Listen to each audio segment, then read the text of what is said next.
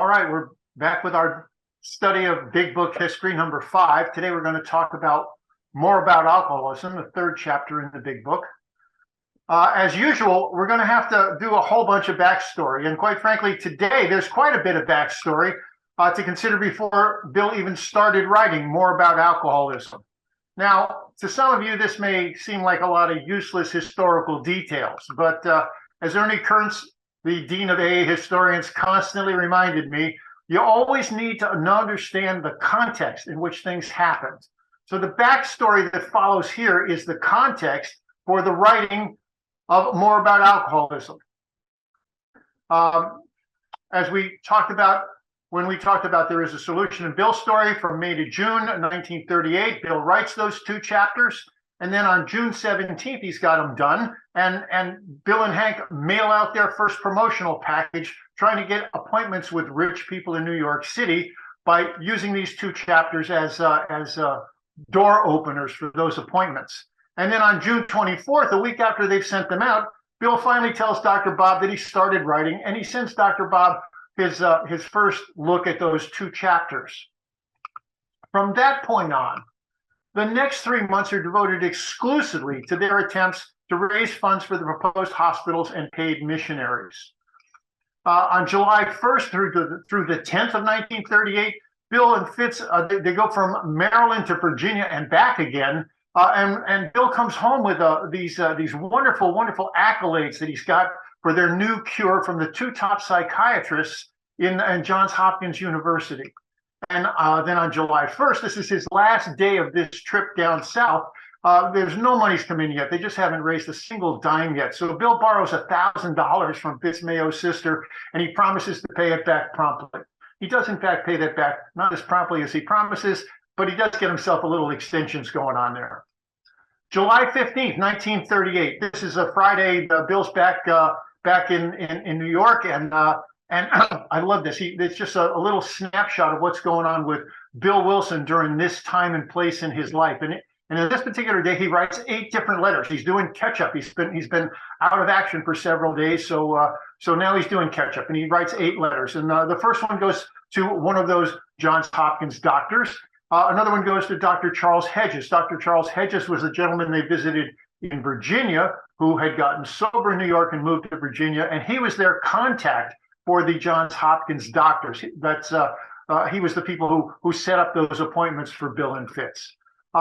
Bill writes a letter each to 3 of the Rockefeller guys, one to Albert Scott, thanking him for the To Whom It May Concern letter that Albert Scott had written lauding Bill Wilson and Hank Parkhurst and Fitz Mayo and saying you can believe anything these men say, Willard Richardson and to Frank Amos.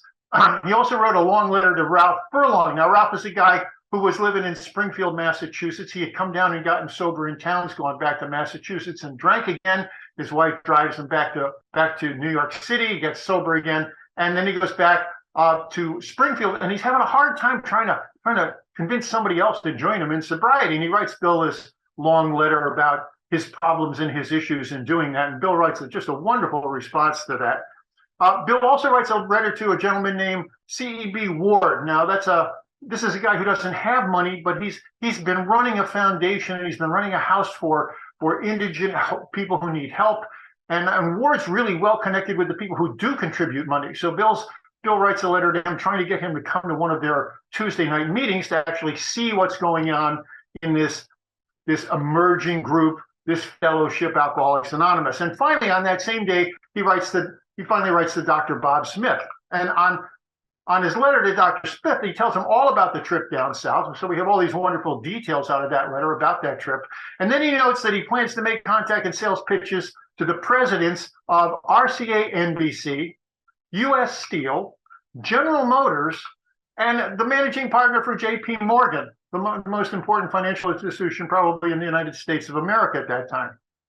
So I find it fascinating how unintimidated Bill Wilson seems to be in relation to these men of power. But after successfully pitching the Rockefellers and perhaps, so I don't think approaching these titans of industry, it just seems easy by comparison. I mean, he's already gone up against the most the richest man in the world at this point and gotten a little bit of money out of him. So why should he worry about coming hard onto these other guys? July 27th, 1938, Dr. Silkworth writes a favorable, to whom it may concern, letter praising Alcoholics Anonymous, similar to the one that Albert Scott had written on July 1st. And Silkworth's letter would later be incorporated into the opening of the chapter of the doctor's opinion in the big book, which we talked about at some length when we covered that particular big book chapter earlier. August 1st, 1938, still no money. They just haven't raised any money at all. And Hank's having trouble just paying the rent in his office because his business isn't doing that well because he's spending so much time on this AA stuff. So Honor Dealers moves around the corner to a different building. And on that same day, August 1st, 1938, Bill Wilson is still convinced that Henry Ford is the perfect person to write a foreword to the book. Now, Ford was famously an anti-alcohol guy. You know, they called this time and place, they called people who were against alcohol the dries. Henry Ford was called a super dry. He was just really, really, really against any kind of ingestion of alcohol on any level whatsoever. So Wilson really thought that if he could get Henry Ford to write an endorsing forward to their book, it would not only get the book the proper kind of notoriety he was looking for right off the bat, but it would also, give them some real credibility in people's minds immediately, because Henry Ford was known to be a super dry. So if he supported what they were doing, that would be the very, very best testimonial Bill Wilson thought he could possibly get. And he chased Henry Ford for months and months and months and never did it. But at this point, on August 1st, he's writing a long letter to a Detroit friend, hoping to get an introduction to Ford. And again, there's some wonderful, wonderful details about what's going on in Bill Wilson's life and on this trip he's just done down south. But nothing ever comes of this. This guy does not get him the appointment that he's looking for with Henry Ford. August 5th, 1938. Now we got the Alcoholic Foundation is established. We've had the Alcoholic Fund since May of 1938, but that was just like a checking account at the time. What they needed was a foundation. They needed some sort of tax-exempt status for what they were trying to do and the monies they were trying to raise. So on August 5th, 1938, the Alcoholic Foundation is in fact finally established, and it's got some trustees. The trustees are Willard Richardson, Frank Amos, and John Wood. John Wood was the lawyer that Frank Amos put the touch on to do all the legal work to set up this foundation pro bono. So John Wood did all of that for nothing. And also on the trustee list was Bill Rudell, the man who had gotten sober in February of 1937 in New York, and Dr. Bob Smith. So one of the interesting things here is the majority of the trustees, the people supposedly in charge of this thing and who are in charge of all the money, are non-alcoholics. And the trust indenture that set up this foundation explicitly said that they should always be in the majority. Now, sometime in the 1940s, Bill Wilson changed all of that around so that it turned out that the alcoholics, the sober alcoholics, were the ones who were in fact in the majority, and the non-alcoholic trustees were relegated to a minority position. But at this point, the non-alcoholic trustees are the majority controlling factor in this alcoholic foundation.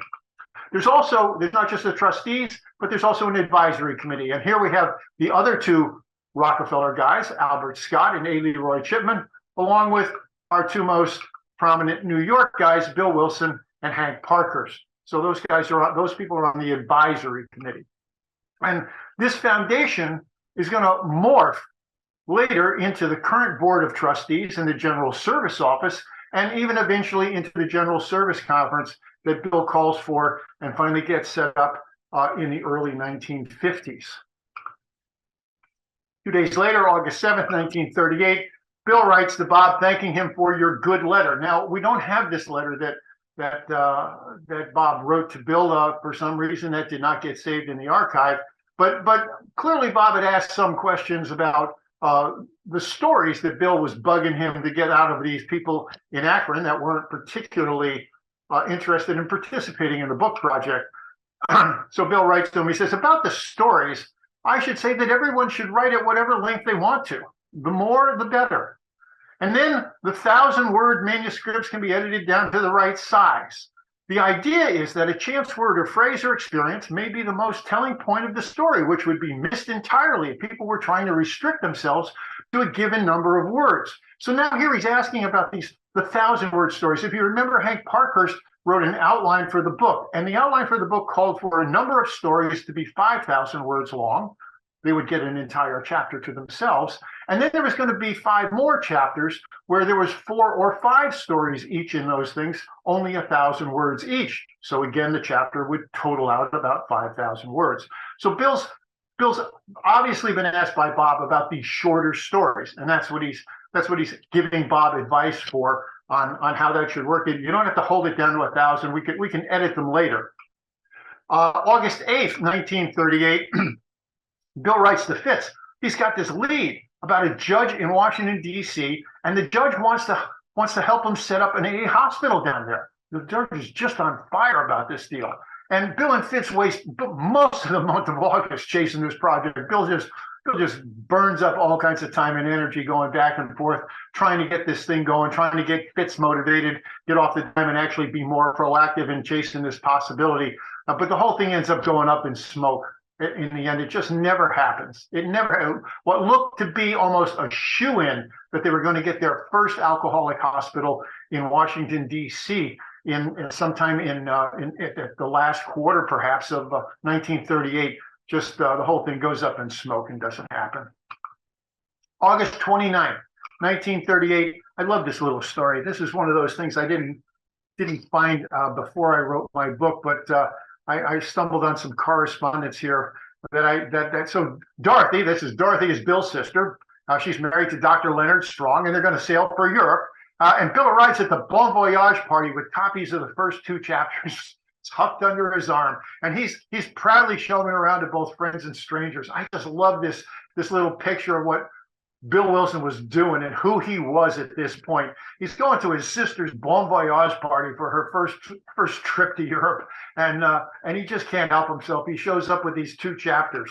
So one of those strangers that he meets there for the first time is a woman named Virginia McLeod. Now, Virginia McLeod was named Virginia Wright. There are 3 Wright sisters, and I think these 3 women are just absolutely fascinating. There was Dorothy Wright. She was married to Clarence Schneider. He's the big wheel guy who gets sober in Cleveland. She was really, really deeply involved in early Alcoholics Anonymous. She was at Cornwall Press when they were doing the final proofs for the big book. So she's a big player. Her sister Caroline Wright turns out to be, after Hank Parkhurst gets divorced from Kathleen, he marries Caroline Wright. So she ends up being Hank Parkhurst's second wife. And Virginia McLeod was just deeply involved with. She lived in Westchester, just outside New York City, and she got deeply involved. She eventually gets sober, and she's deeply involved in early AA history. The very first day that they offered the big book for sale at the Tuesday meeting on August 11th, 1939, Virginia bought the first copy and had everybody in the room sign it, and she kept getting people to sign it. And that particular copy with all those signatures is currently in the GSO archive. So one of the strangers that Bill meets at this Bon Voyage party for the first time is Virginia McLeod. Now she wrote Bill a letter on his 25th anniversary with a couple of wonderful details about that day. And I'd just like to share that with you. I think this is a wonderful story. She says, I think about the first time I met you. I was on the pier with Dot and Len Strong when they sailed for their first trip they took to Europe. I had driven them down. Your mother was there with a pretty red hat. And while we were standing around, you and Lois came, and I was so interested to meet you both because Dot and Len had talked about you so much. You had the printed manuscript typed, of some chapters in the book, and you put it in my hands. Virginia says, oh, a strange thing happened. A queer feeling flowed over and through me and around me, and I can't explain what an odd sort of power it was as I read a few of the words of the manuscript. I felt I already knew them by heart. I got goose flesh, and that strange power has been a factor in my life ever since. As I said, Virginia did in fact get sober, and there's some wonderful stories about she and her husband in their early sobriety. Now, this is certainly one of those memories that's colored by what came afterwards, but Virginia did get the message, and she did become a sober member of Alcoholics Anonymous not long after that. August 30th, 1938, Dr. Bob and his wife and their son, they come down to visit the Wilsons in New York City, and they stay for 3 days. And Bob arrives on a Tuesday. Oh, so he gets to attend the weekly Brooklyn meeting.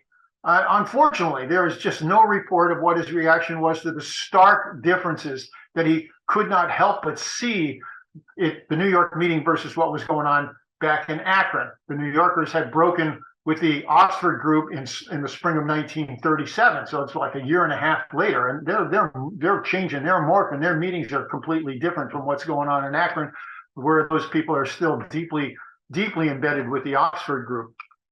So finally, it's a rough outline of what was going on for those 3 months. So finally, after chasing testimonials and working to establish an AA hospital in Washington, D.C., and countless fruitless and frantic efforts to raise some funds, they still have no money. And the Rockefellers, who are the guys who are supposedly greasing the skids for them to get these appointments and to talk to these people who are going to give them money, the Rockefeller people are just not getting it done. It's not happening. I mean, Bob is getting a small monthly check from the Rockefeller contribution, but Bill and Fitz are dead broke, and they haven't raised a single cent. Parkhurst, my boy Hank Parkhurst, of course, he's got a new plan. There is this Sunday newspaper supplement called This Week. So this is one of those little colored things. You know, it's almost like a magazine. It goes inside the newspaper. It's printed in New York at the Herald Tribune, but it goes to papers all over. It gets distributed to papers all over the country, and they put it in their Sunday edition. And it's got a big circulation. It's got a circulation of like 5 million copies. So this is a big deal in terms of getting your message out in 1938. This is one of the primary vehicles and medias where you would be able to make a strong impact. And so in early September of 1938, one of their members, he's got an in, and he writes these articles for This Week magazine. But he's gonna write an article about their cure and get it placed in the magazine. And in that article, Hank Parkhurst, they can't raise any money. What he wants to do, he wants to mention the fact that if you send us $1, we'll send you several chapters of our upcoming book. And Hank says, if somebody's sitting at home with an alcohol problem, I mean, $1 is nothing. It's the price of a pint of cheap whiskey. So we should be able to get a lot of those dollar contributions if we can sell them several chapters. He says, but Bill, we only got 2 chapters. We got your story and there is a solution. And these people are going to expect more like 5 chapters for their $1. I need some more chapters for this project, for this plan to work itself out. And Bill Wilson, with that impetus, with that fire lit under him by Hank Parkhurst, he starts writing again on September 15th, 1938, almost 3 months to the day after he finished writing those first 2 chapters. The next 2 chapters he writes are More About Alcoholism, chapter 3, and that one focuses on the diagnosis of the alcoholic's problem, and we agnostics, where Bill tackles the job of explaining the basic solution to that problem. So he had talked about those 2 things in there as a solution, and now he's going to break it down into 2 separate chapters. Bill comes to honor dealers over in New Jersey, Hank Parkhurst's office, with sketches of what he's written out on these yellow legal pads, and while smoking like a chimney, Bill was a big smoker, he dictates to Ruth Hawk as she types. Now, Ruth said that in the early days, Bill complained he didn't like to dictate to her while she took shorthand. He wanted to see the typing. So she finally developed a skill set that allowed her to type as fast as Bill Wilson talked. And then as soon as she had a page or 2, he would look over those pages and he would say, okay, now we're going to do this again. And he would dictate further revisions to those pages on the fly. And that's the process that Ruth says went on throughout the whole writing of the big book when Bill was coming over to New Jersey, following this exact procedure during all those months. September 27th, 1938, less than 2 weeks after he starts writing again, Bill sends the first drafts of More About Alcoholism and We Agnostics to Dr. Bob in Akron. In that letter to Bob Smith, Bill says, 2 more chapters of the book are close to completion. I am enclosing the original dictations on 2 of them so you can get a rough idea. You will understand that what I'm sending you is just the rough, uncorrected outline. We'll let you have the polished product when ready. Note that there was an original dictation and a rough, uncorrected outline for more about alcoholism. And that's just like the earliest drafts of There Is a Solution and Bill's story that we saw when we were talking about the writing of those two chapters in earlier presentations. But the earliest versions that we see of More About Alcoholism and all the rest of the chapters that get written for the book, they've been lost completely. We don't have those at all. So back to Bill's letter to Dr. Bob. He says, the chapter More About Alcoholism seems to meet with general approval. See if you can think of some other points that should have been covered in it.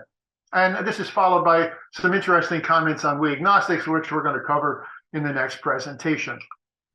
He says, perhaps it would be well not to show everybody these chapters. That's an interesting thing for Bill Wilson to be saying. Except where you think people can contribute some new ideas, which can be incorporated in the final right. In other words, I know some people out there are opposed to this project, so don't bother showing those chapters to them. Note, and this is so interesting to me, the difference this is from the advice he gave Bob when he sent him the first two chapters 3 months earlier. In June, when he sent those first two chapters, he'd written the foregoing are suggestions only. You can never tell where the next best idea may come from and who will make a still better suggestion. So please take the picture I've sketched and do not hesitate to add, subtract, and multiply to it in any way that occurs to you at all. I am not suffering, he said, at the moment from any pride of authorship, so let everyone do their best, and if they like, their worst. So everybody's getting a shot at this. He said it might be a good idea if you showed this stuff around generally and then asked people to write their own stories. This is the June 1938 sending of the first two chapters. But by late September, Bill's no longer looking for advice from everyone in Akron. He's only interested in hearing from those who have positive things to say, somebody who can make a contribution to the book project in a positive way. And he says, so perhaps it would be well not to show everybody these chapters, except where you think people can contribute some new ideas which can be incorporated in the final right. And there's a certain logic and understanding to this. 3 months earlier, when the book project had just begun and there was just these two chapters, it could have gone, from that point, it could have gone in a number of different directions. But with the writing of these two additional chapters, now we're up to 4 chapters we've already got done for the potential book, it's clear that the train has left the station, and the people who aren't on board with this project, according to Bill Wilson, they're just going to be left behind. Because this plan that Hank had for This Week magazine is just a plan, and there's no certainty that it's ever going to result in putting any real money in their pockets, which it never did. The whole thing blew up. The day before he wrote that letter to Dr. Bob with those 2 new chapters, Bill makes one last plea to the Rockefeller men for financial help. September 26, 1938, Wilson writes an impassioned 7-page letter to the trustees of the Alcoholic Foundation, really to the Rockefeller guys. And it's a beautiful letter in terms of all the things that are going on in Alcoholics Anonymous in late September 1938, 7 full pages. And he says, Hank and I, with 4-part harmony, gives all kinds of details on 3 of them. We're dead broken, we're deep in debt, and something has got to be done. And so Frank Amos takes that letter and he appeals to Albert Scott. Now, Albert Scott's the guy who probably has the most influence with John D. Rockefeller Jr. And the hope here is that Albert Scott is going to be able to make another appeal to John D. Rockefeller and Jr., and they're going to get some more money. But instead, Scott goes in the other direction completely, and he insists that if money is so desperately needed, then these guys need to start collecting regular dues. We need a dues-paying organization here. I mean, if they need that money that badly, they should be kicking it in themselves.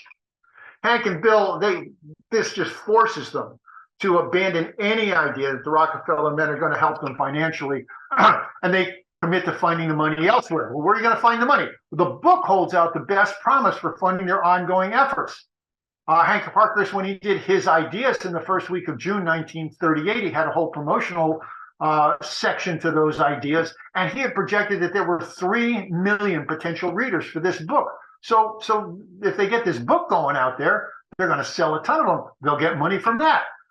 October 3rd, 1938, Frank Amos gets Bill and Hank an appointment to pitch the book to Harper & Brothers. He knows a guy named Eugene Exman, who's the religion editor down at Harper's. Harper's is one of the biggest publishing firms in the United States and most prestigious publishing firms in the United States of America. And Harper likes the book. Eugene Exman likes the book, and he offers him $1,500 advance based on a 10% royalty on all books sold. Bill at first is really, really, really excited about this offer, but Hank is violently opposed to it for a number of reasons. Parker argues loudly that they must turn this offer down, and he tells Bill, honestly, he's got a ton of different, really kind of valid arguments. But he says, most importantly, if this book proves to be our main textbook, why would we want our main means of propagation in the hands of someone else? Shouldn't we control this thing? The Rockefeller people strenuously disagree with this, and they advise against self-publishing. What do you guys know about publishing a book? You don't know anything about publishing a book. But Parker prevails in his arguments and convinces Bill that they must publish the book themselves. So thank you very much, Hank Parker. I can't imagine what the publication of the big book would look like from 1939 to the present if it was all in the hands of Harper Brothers. The This Week proposal drags on for weeks and weeks before falling completely apart. I mean, everybody gets involved. Willard Richardson's writing letters to the woman who owns the magazine publishing. It was just everybody and his brother was involved with this, but it just comes apart at the seams. But in the meantime, that impetus that we need more chapters than these 2 chapters, Bill's committed to writing the rest of the book, big book, and he's going to have the entire thing finished by the end of December, just 3.5 months later.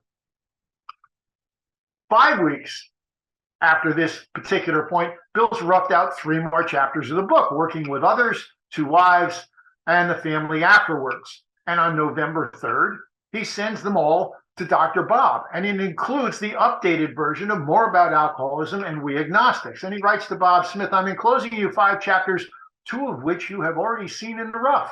So those rough chapters that he had sent at the end of September have now been polished up a bit. Oh, I love this stuff when Bill Wilson talks about his own writing at this particular time and place. He says to Bob in this November 3rd letter, he said, all these can be improved a lot. I'm turning this stuff out as fast as I can, being just once corrected dictation. You can't call it serious writing. That's great. After I get through with these general chapters on the present basis, I will edit them as carefully as I can, bearing in mind the criticisms and suggestions from anyone who wants.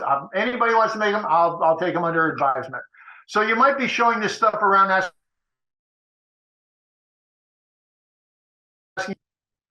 I find it pretty hard to get people to voice their opinions, as they are too much afraid of hurting the author's feelings. What, really? Really, what about all those stories about, the blood on the floor arguments they had over every page, every paragraph, every sentence, every word? Nope. It's November. It's beginning of November. He's less than 2 months away from finishing the entire manuscript, and he's finding it pretty hard to get people to voice their real opinions because they're afraid of hurting the author's feelings. So he says to Bob, I wish you would make a special effort to get people to speak their minds. So now we're back to let's get everybody involved in this project because it's moving towards completion here. He says, in my opinion, the stuff I had done is not always clear, is sometimes too long-winded, and may not always be the best possible presentation. So I wish you would tell people to speak up or forever hold their peace. I hope to get out there about December 1st for a week or 2 so we can cover these matters better. Now, the fact of the matter is Bill didn't get out there in December. He didn't get out there until March. And when he got out there in March, the multilith copy had already been printed a couple of weeks. So talk about the train leaving the station. The train had certainly left the station by that point. So what Bill was sending Bob on November 3rd was a more polished version of what he had sent him on September 22nd. In that first sending, Bill had noted that you will understand what I am sending is just rough uncorrected. I will let you see the polished product when ready. Now he's sending these 3 new chapters, but he's also including that promised more polished version of More About Alcoholism that he told Bob he would send him 5 weeks earlier. So, just to say it again, both of these earliest versions, the September 26th version of More About Alcoholism and the November 3rd version of More About Alcoholism, have been lost. We don't have those at all.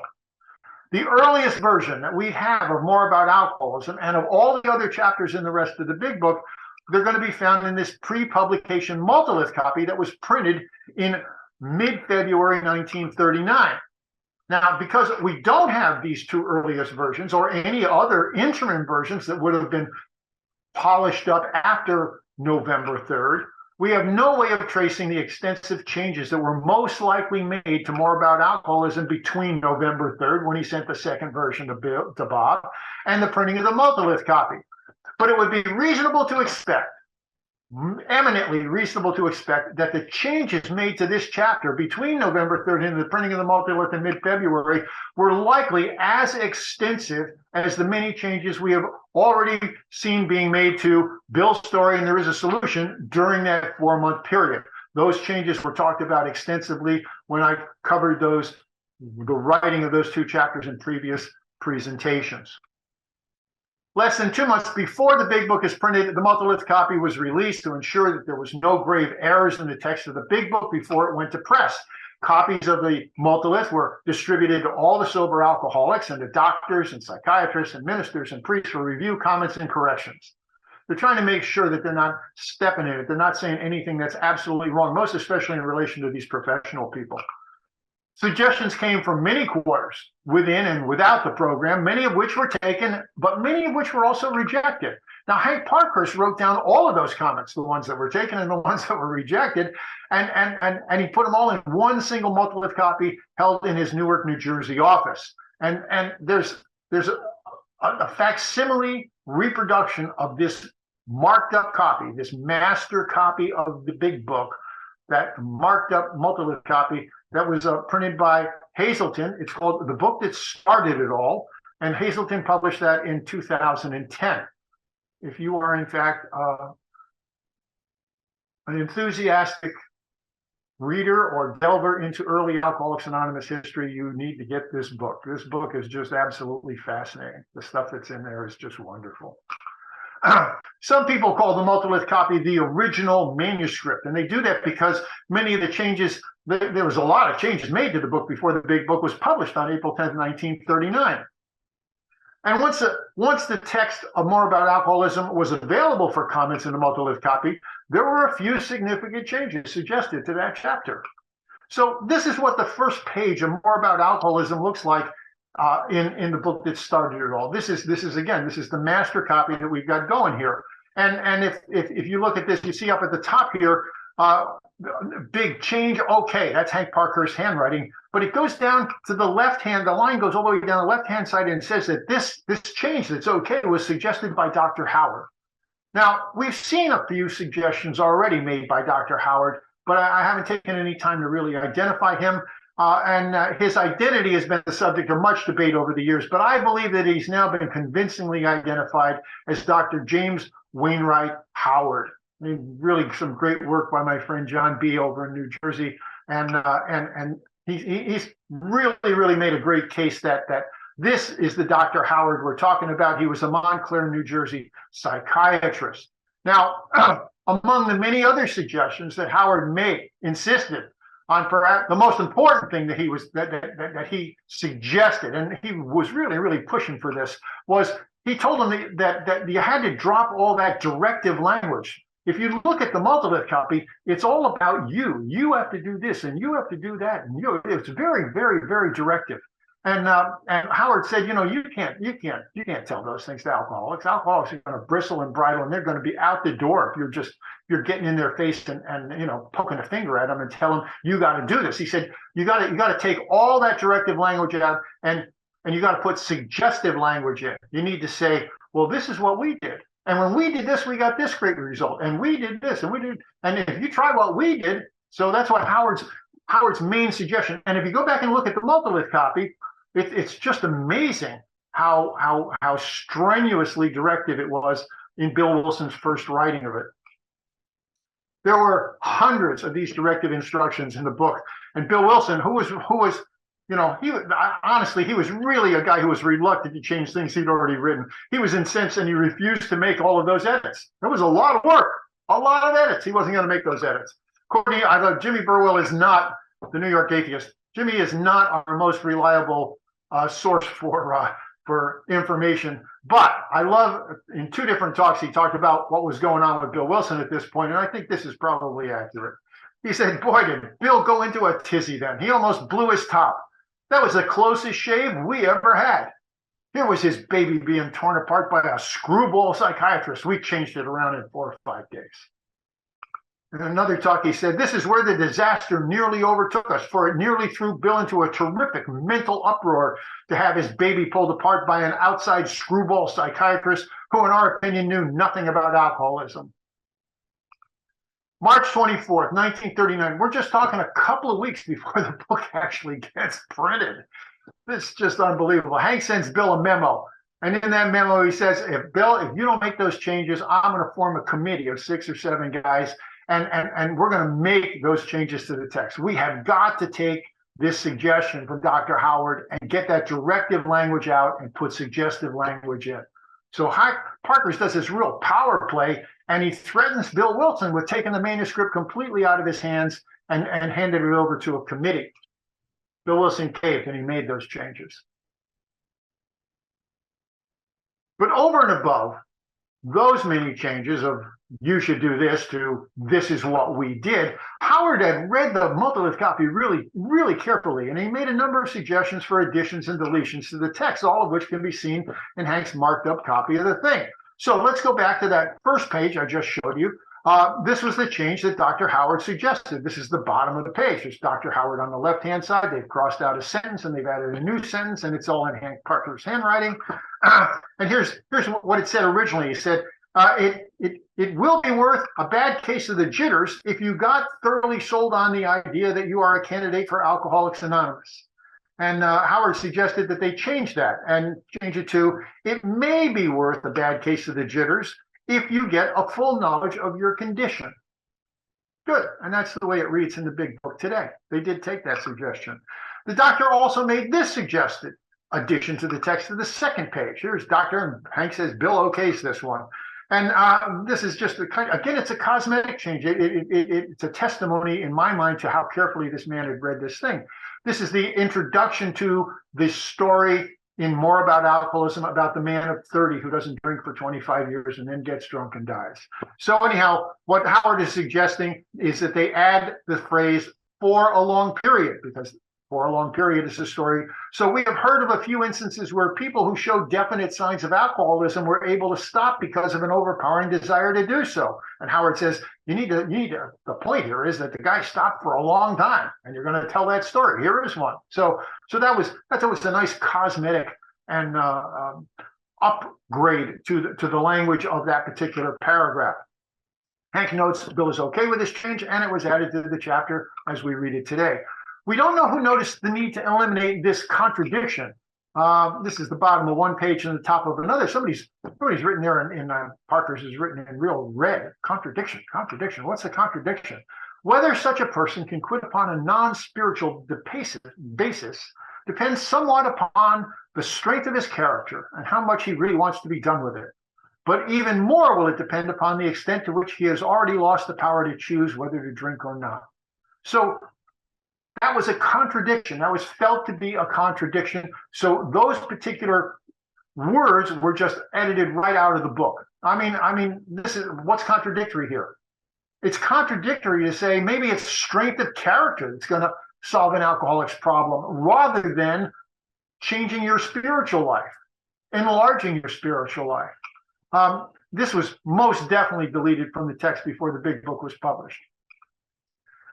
In the last presentation, I noted that Bill Wilson had offered both his diagnosis of the alcoholic's problem and his suggested solution to that problem, and there is a solution.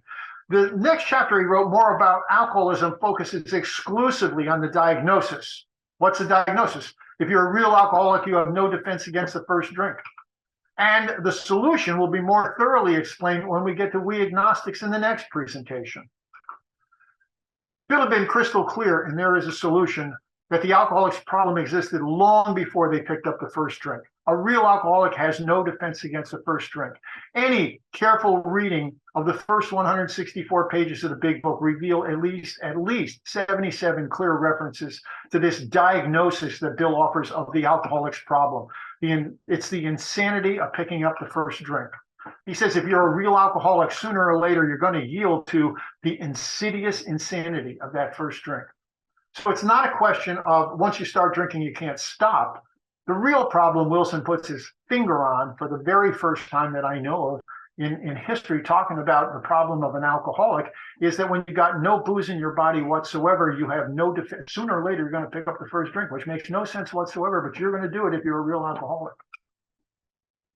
So now in More About Alcoholism, Bill's going to offer us 4 crystal clear examples of just how insidious that first drink can be. He's expanding on what he said in There Is a Solution on this first diagnosis of the problem. But first, he opens the chapter by restating some of the basic positions he's already laid out in There Is a Solution. We're going to run through this. Most of us have been unwilling to admit we were real alcoholics. No person likes to think he is bodily and mentally different from his fellows. Therefore, it is not surprising that our drinking careers have been characterized by countless vain attempts to prove we could drink like other people. The idea that somehow, someday, he will control and enjoy his liquor drinking is the great obsession of every abnormal drinker. The persistence of this illusion is astonishing. Many pursue it into the gates of insanity or death. We learned that we had to fully concede to our innermost self that we were alcoholics. This is the first step in recovery. The delusion that we are like other people or presently may be had to be smashed. We alcoholics are men and women who have lost the ability to control our drinking. We know that no real alcoholic ever recovered this control. All of us felt at times that we were regaining control, but such intervals, usually brief, were inevitably followed by still less control, which led in time to pitiful and incomprehensible demoralization. We are convinced to a man that alcoholics of our type are in the grip of a progressive illness. Over a considerable period, we get worse, never better. We are like men who have lost their legs. They never grow new ones. Neither does there appear to be any kind of treatment which will make alcoholics of our kind like other men. So, having laid down those preliminaries and a couple of other paragraphs that are very, very dramatic, Bill's first example in his story is about this insidiousness of the first drink, is his story about the man of 30. This is a man who was doing a great deal of spree drinking in his early days and realized he's going to have to quit if he's ever going to be successful. So he makes himself a promise and he goes bone dry, doesn't pick up any booze for 25 years, and then he successfully retires at the age of 55. But once he starts drinking again, he just can't seem to stop. He can't seem to stop at all. And he's repeatedly hospitalized before dying of drink just 4 years later. Alcohol kills him within 4 years later. Wilson notes that this story highlights the baffling feature of alcoholism, this utter inability to leave it alone. We found it to be impossible, that alcoholics just can't leave it alone. Sooner or later, they pick up the first drink. Wilson claimed that this case contains a powerful lesson, and that lesson is the truth that once an alcoholic, always an alcoholic. You had that spree drinking, you stop for 25 years, you come back to it again, bango. There it is again, full force, if not worse. It's a progressive illness. Now, we got no specific candidate has ever been offered who neatly fits the specifics of this particular story, but it has been suggested with some regularity that Bill borrowed, quote unquote, plagiarized the story from a book called The Common Sense of Drinking. This is written by Richard Peabody. It was published in 1931. There is, in fact, a somewhat similar story in that book, but it seems to be about an altogether different individual to me. There's no mention of the man's age. And it took that gentleman in Peabody's book only 5 years to make $1 million, rather than the 25 years noted here. And in Peabody's book, he died 5 or 6 years after resuming drinking, rather than the 4 mentioned in Bill's version. So, given those several discrepancies, I would suggest that rather than considering Wilson's story as a creative elaboration on Peabody, which it well might be, it is more likely, in my opinion, that these are actual details about someone Bill knew from personal experience, or whom he had heard about from the personnel at Towns Hospital, which he was still going to with real regularity. There are, however, other striking similarities between things Bill Wilson wrote at this time and phrases that appeared in Peabody's book. For instance, in his book, Peabody claims, in italics, once a drunkard, always a drunkard, or a teetotaler. Now, it's Wilson says, once an alcoholic, always an alcoholic. But the word alcoholic was supposedly just coming into common usage in the mid to late 1930s. So it's understandable that Peabody would say drunkard rather than alcoholic. Wilson's other apparent steal, his lift from Peabody, appears in the first draft of How It Works most clearly there. He says, half measures will avail you nothing. This is one of those, this is one of those you things here. Half measures will avail you nothing. In Common Sense, Peabody had written, halfway measures are of no avail. I'm sure at some point Bill likely did read that in Peabody's book, and it's stuck in his mind, so it showed up in our text. So, Bill's second example, and the two that follow it, focus strongly on the mental state that precedes a relapse into drinking. This is you have no defense against the first drink stuff, because it says, obviously, this is the crux of the problem. What's the crux of the problem? The mental state that precedes a relapse into drinking.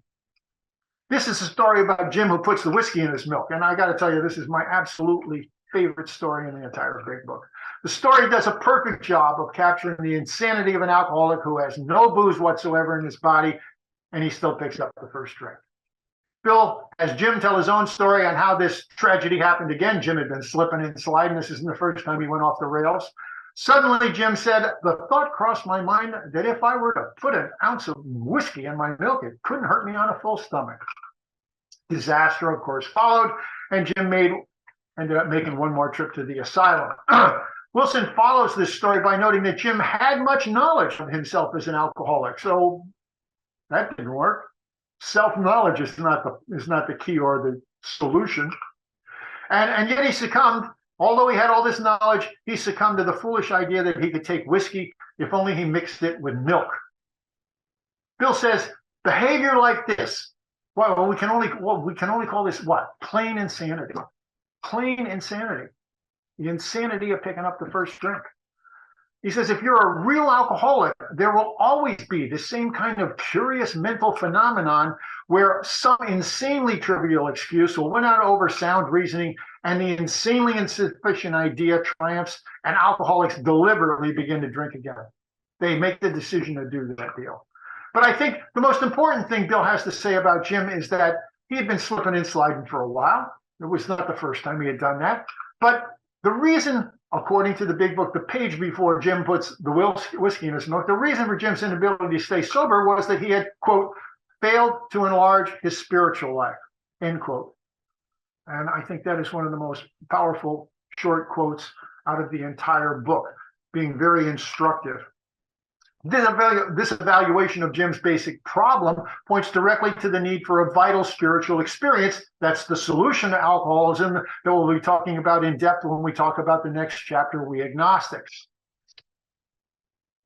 There is one other historical question that's probably worthy of mention here.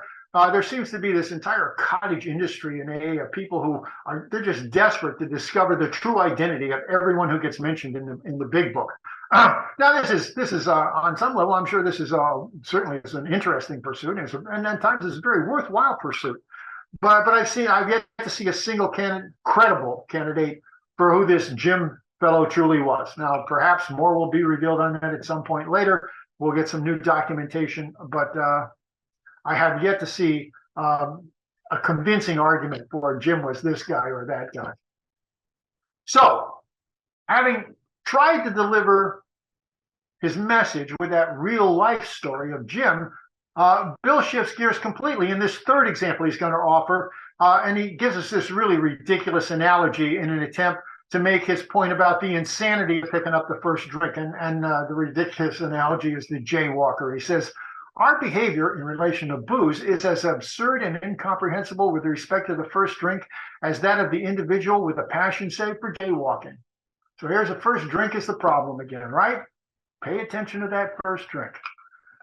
And in this story, the man continues to jaywalk despite the increasingly horrible consequences of his passion for jaywalking. At first, he's just slightly injured. Then he ends up with a fractured skull, and he decides to stop. But in a few weeks, he doesn't stop, and he breaks both his legs. And things have gotten so bad, his wife divorces him, and his friends and everybody who knows him is ridiculing him. And he can't stop. He just can't stop. He just can't. He just ends up jaywalking all the time. So he checks himself into an asylum and gets some professional help. But the day he gets out of the asylum, bang, jumps in front of a trolley and he breaks his back. Such a man, Wilson says, would be crazy, wouldn't he? Crazy Bill then addresses the natural response that he expects from active alcoholics to this kind of information. And I think this is really clever and insightful on Wilson's part. And he's clearly been talking to a bunch of drunks over the last few years. So what do the drunks say after they've heard about the man of 30 and they've heard about Jim and they've heard about this analogy about the jaywalker? They say, well, that's really good information. Thank you for that. But it doesn't really fully apply to us, because now that we understand ourselves so well, such things are not going to happen again. Self-knowledge is going to solve this problem. Now that I know I got to stay away from the first drink, I won't have any problem doing that. Thank you very much, Bill Wilson. Goodbye. To counter that kind of mistaken bravado, Bill offers his fourth example. This is the last example that's going to show up in More About Alcoholism, about how powerless real alcoholics are in relation to the first drink. This is the story of Fred, who drinks his way into the hospital where he has to recover from a, quote, bad case of the jitters. Must have been a pretty bad case if he had to end up in the hospital. He's in the hospital and men from AA come visit him. But Fred's he's not buying the package. He's not going to believe himself an alcoholic, much less accept a spiritual recovery. He was completely confident that self-knowledge would fix it. Here we are. Self-knowledge is the answer. No problem. He most certainly did not believe in their ideas about the subtle insanity which preceded the first drink. Fred was confident that it would only be a matter of exercising my willpower and keeping on guard.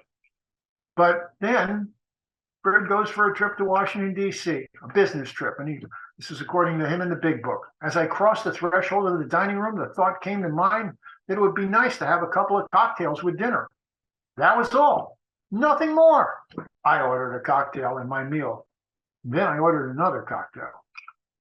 After dinner, I decided to take a walk. When I returned to the hotel, it struck me a highball would be fine before going to bed. So I stepped into the bar and had one. I remember having several more that night, shocking, and plenty next morning.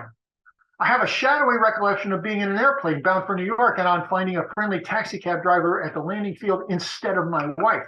The driver escorted me for several days. I know little of where I went or what I said and did. Then came the hospital with the unbearable mental and physical suffering.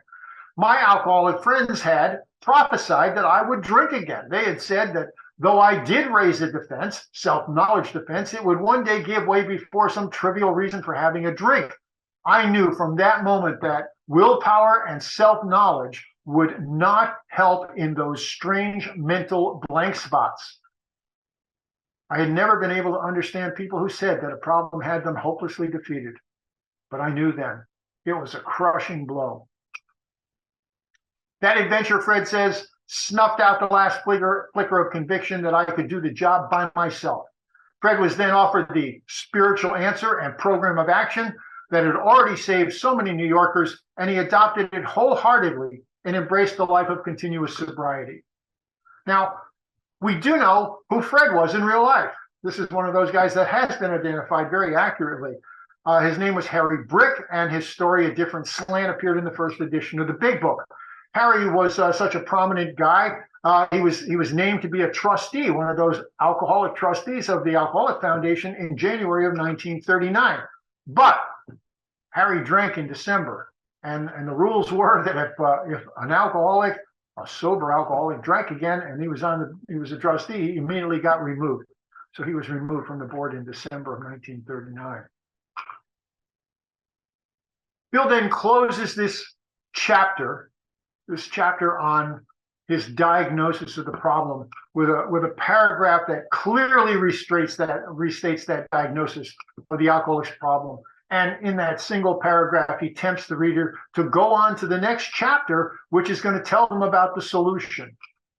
And here's this Bill's paragraph. Once more. So all right, I did that preliminary stuff and I did those other paragraphs and I did these 4 great examples. So just if you didn't get the point, let me say it one more time. Once more, the alcoholic at certain times has no effective mental defense against the first drink. Except in a few cases, neither he nor any other human being can provide such a defense. His defense must come from a higher power.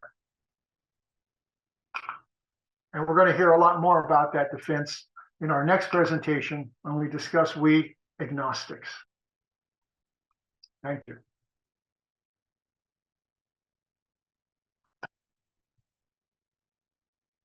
Real good. Let me stop